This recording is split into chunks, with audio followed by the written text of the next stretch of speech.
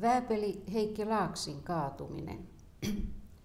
Vääpeli Laaksin partion tehtävänä oli ottaa yhteys Pien-Kaljalan koillispuolella tienvarressa olevaan pataljoonan jääkärijoukkueeseen. Lähestyvän pimeyden ja korpiteiden takia partion täytyi ottaa hyvät miehet, ja Laaksi sai mukaansa taistelulähetit Murorinteen ja Niinimäen. Jotain pahaa hän varmaankin vaistosi ja sanoi. Jotain pahaa hän varmaankin vaistosi ja sanoi. Otetaan polkupyörät, niin silloin eivät ainakaan omat miehet luule meitä vihollisiksi. Vihollisillahan ei ollut polkupyöriä. Eiväthän he osanneet niillä ajakkaan.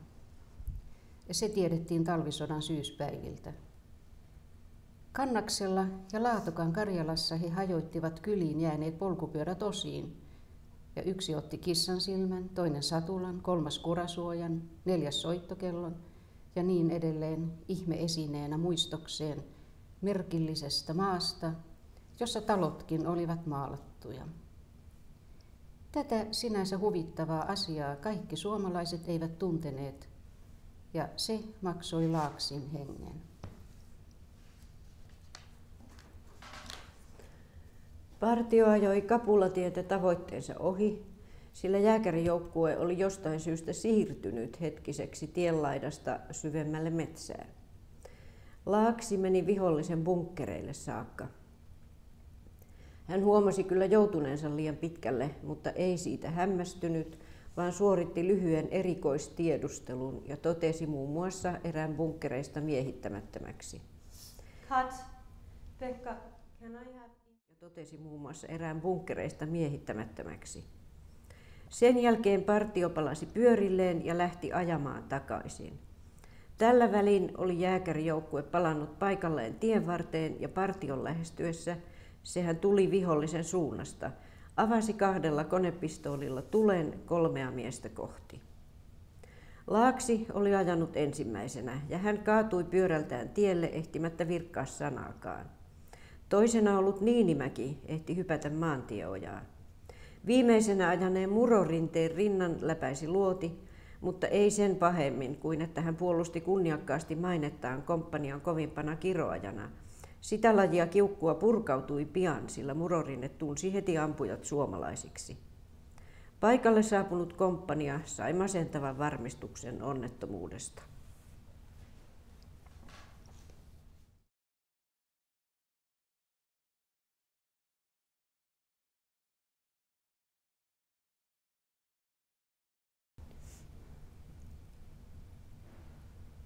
Mistä meidän piti puhua? Siitä, kun tuli kuolinsanoma. Aha, siitä. Äiti oli ollut lähdössä jonnekin matkalle. Niin, tapaamaan Mattienoa Vaasan sotilassairaalaan, koska Mattien oli haavoittunut. Aha. Että tapahtui Vilppulan asemalla. Joo, se tapahtui Vilppulan asemalla. Siis se, että kuultiin tästä asiasta. Äiti odotti junaa Vilppulan asemalla lähteäkseen Vaasaan. Ja sitten siellä oli toisesta junasta tulleita sotilaita, jotka tuli rintamalta. Ja äiti kysyi niiltä, että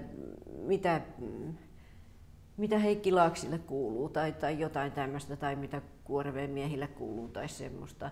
Ei, kun sen on täytynyt kysyä, että mitä Heikki Laaksille kuuluu, koska se yksi sotilas sitten sanoi, että sehän on kaatunut omat se oli humala se sotilas. Niin, aha, joo. Sitä mä en tiennytkään. Ei se muuten olisi sanonut. Ei, joo, mutta sen mä oon kuullut, että sitten sen kaveri nykäsi sen pois, että älä nyt viitti, että toihan on sen rouva. Ja sitten joku sanoi, että älkää nyt rouva, että menkää nyt kaikissa rauhassa kotiin ja kyllä siitä sitten tulee virallinen tieto. Voi kamala. Tuommoista mä en ollut kuullut. Joka tapauksessa äiti tuli kotiin ja oli tietysti ihan surkeena. Siis mulla on niin 2 versioita. Tämä mun oma versio on parempi. Nimittäin se, että isä osti sen. Aha. Ja toinen versio on se, että isä löysi sen, mikä tarkoittaa, että hän varasti sen. Hylätystä venäläisestä korsusta, niin mä olen kuullut. Joo. Tyhjästä korsusta. Tyhjästä venäläisestä korsusta. Aha, no se vähän lieventää asiaa, että se ei ollut yksityisasunto. Ei se ollut korsu. Mä oon ajatellut, että se varasti sen joltain jonkun köyhän vaimon ainoan aarteen. No, se on liian romanttista. Joo. No, en mä tiedä, onko varastaminen nyt niin romanttista. No, sen on samat kevään. Ei, mutta se köyhän vaimon ainoa. Joka tapauksessa, kun hän oli sen löytänyt, hän sanoi lähimmille miehilleen, että jos minä kaadun, niin viekää tämä minun vaimolle. Aha. Ja sitten legenda kertoo, että isä kaatui seuraavana päivänä. Ainakin tämä on tämän kertomuksen kannalta parempi, että se kaatui heti seuraavana päivänä. Totta kai. Mä muistan sen elävästi. Mä olin pihalla ja ajoi semmoinen iso kuorma-auto pihalle. Se oli täynnä, se peruutti siihen tai ajoi sen lipputangon luo. Siellä oli 5 muuta ruumisarkkoja. Se oli täynnä, mun on tämmöinen muistikuva, että se oli täynnä valkoisia ruumisarkkoja, niin kuin halkoja. Ja sieltä vedettiin yksi halko ja muistat mitään tuosta. Oli tämä Aune sanoi, Aune sanoi, että tuli mieleen, että isäni haluaa vielä kerran nähdä oman kotitalonsa. Ai jaa. Ja sitten joku sanoi siihen, että Kaskun ei tullut mieleen, että haluaa vielä kerran kyntää oman peltonsa. Niin. Joo. Kukahan? Vieläpä siitä viimeisestä illasta. Tämä on itse asiassa semmoinen muistikuva, joka on jonkun verran niin kuin semmoinen kipeä muistikuva. Sillä lailla, että mä olin ollut tuhma. Ja sitten mua toruttiin ja mä aina vaan olin tuhma ja mökötin ja sitten isä otti mut syliinsä ja yritti niin kuin jotenkin lohduttaa ja sanoa, että älä välitä, että kyllä isä ymmärtää sua, vaikka tuntuu, että ei kukaan ymmärrä, niin kyllä isä ymmärtää sua. En mä muista mitä tuhmaa mä olin tehnyt, mutta sen mä tiesin, että isä puhuu ihan totta, että kyllä se jotenkin ymmärsi semmoiset tuhmuudetkin. Ja mä vaan mökötin siinä sen sylissä, enkä yhtään heltynyt ja ruvennut kiltiksi. Ja sitten aikuisille tuli jotain kiireempää ja se tilanne meni ohi. Ja se oli niin kuin viimeinen muistikuva, mikä mulla on isästä. Ja totta kai se on niin kuin kamalaa, että mä vaan mökötän siinä. Niin.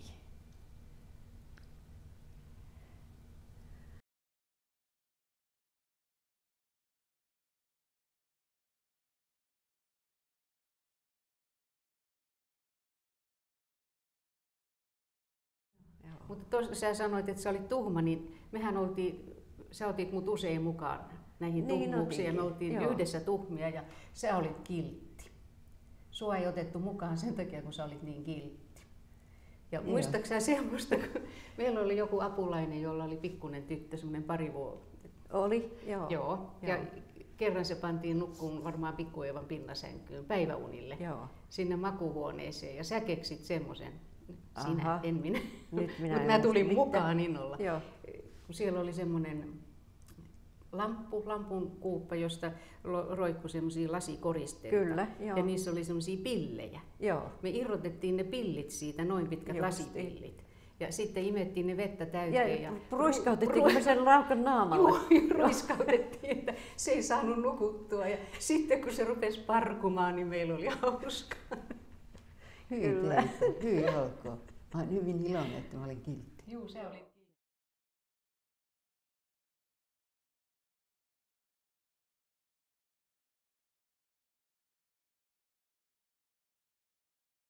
Mä en muista, siis tiedän miltä tämä henkilö näytti, mutta mulla ei ole mitään muistikuvaa, koska mä olin semmoinen aika pieni ja mä näin sen vaan niin kuin jalalta polvet pyötäröön asti. Joo. Mulla on kyllä niin kuin ilmeistäkin muistikuva ja se on etupäässä se, että se oli melkein aina synkän näköinen. Keskellä yötä. Otetaan syliin ja kannetaan mummun puolelle, mutta siinä makuuhuoneesta tultaessa niin se keittiön ovi oli auki. Ja mä näin avonaisesta ovesta, kun siellä on Eetu Eno pitää äitiä tästä näin kädessä, toisessa puukko ja se näin vetää ja äiti pyörii siinä tai se pyörittää sitä. Ja meidät vietiin kaikki tuonne mummun puolelle nukkumaan.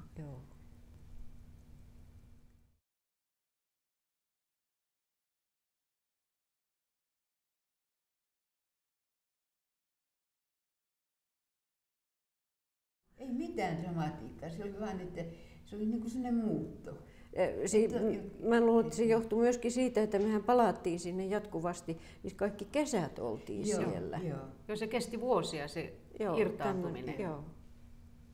Mä lahjoitin sen oman osuuteni, lahjoitin sedälle. Tai siis myin sellaista isän vanhemmalle nimellishinnasta niin, että kun kaupan vahvistaja kuuli sen hinnan, se nousi ylös ja sanoi, että hän ei vahvista tätä kauppaa. Aha. Jos oli vielä kerran hyvin. Uskon ja sitten mä sanoin, että hyvä on, että mä otan sitten toisen kaupan vahvistajan, jos et vahvista sitä, hyvä on. Sut oli jotenkin saatu niin kuin aivopestyä tämmöiseksi, jolle suku ja sukutilan ylläpitäminen oli kunnia-asia. Joo, niin oli ehdottomasti. Ja se on, mutta ei se, mä en tiedä. Joo, kyllä näin voi sanoa, että aivopesty, kyllä. Miksei. Mutta mä en tiedä, sitten jos mua ei oltaisi aivopesty, mä olisin tehnyt ehkä saman. Olisitko? Ehkä, joo. Sitten ihan jotenkin sen takia, että on ihan, Shakespearella on sama juttu, että valtio pitää säilyä. On hirvittäviä tragedioita, kuninkaita kuolee nyt ja prinssejä kuolee, kaikki murhataan. Sitten niin kuin Hamlet loppuu tähän, että Fortinbras tulee. Fortinbras saa kruunun. Fortinbras, niin Joukolaaksi tuli. Niin lopussa herää kysymys, että kuka muodostaa seuraavan hallituksen, Joo, Fortinbras. Että täällä on aina, että kun tapahtuu tuo, niin sen jälkeen katsotaan, kuka muodostaa seuraavan hallituksen. Ja tämä pitää maailmaa pystyssä. Joo. Siis valtion täytyy säilyä, Joo. muoto pitää säilyä. Joo. Ja että on niin kuin, mulla on joku sellainen muodollinen kysymys, että se täytyy olla olemassa, että se on paljon tärkeämpi kuin joku henkilökohtainen olemassaolo. Joo. Valtion täytyy säilyä. Joo. Mutta ennen muuta se oli sitä tolstoilaisuutta, Joo. se pohja oli siinä. Mä en ole ihan varma tästä tulkinnasta. Joo, en minäkään. Kun ajattelen äidin Joo. persoonallisuutta, niin ei se ollut mikään Ei. tolstoilainen. Se. Joo. Niin sä tarkoitat, että se on niin kuin ollut isän ja äidin avioliiton taustalla. Nimenomaan Ehkä se. on, mutta ei kukaan mene naimisiin, niin kuin, no paitsi ehkä, jos todella on joku kuninkaallinen, niin voi mennä naimisiin valtakunnallisista ja ideologisista syistä, mutta kyllä mä luulen, että siinä oli ihan normaalia seksuaalista mielenkiintoa. Niin kuin. Niinhän se on. Joo. Mä en kyllä nyt ihan oikein. Joo. Mä en ole aivan samaa mieltä. Joo. Mutta nämä on nyt taas Joo. näkökulman valintoja. Niin totta kai siinä ei sitä nyt ole, joka on seksuaalisesti vastenmielinen, niin eihän sitä kukaan sitten. Mutta joo. No meillä on kyllä vähän eri.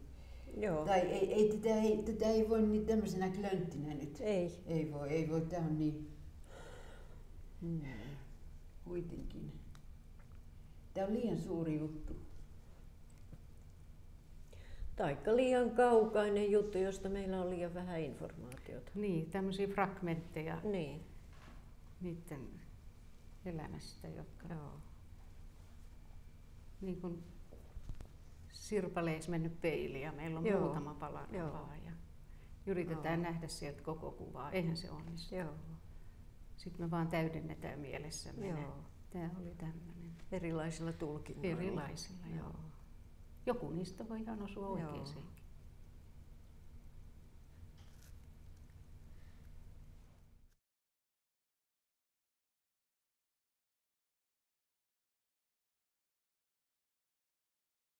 Thank you.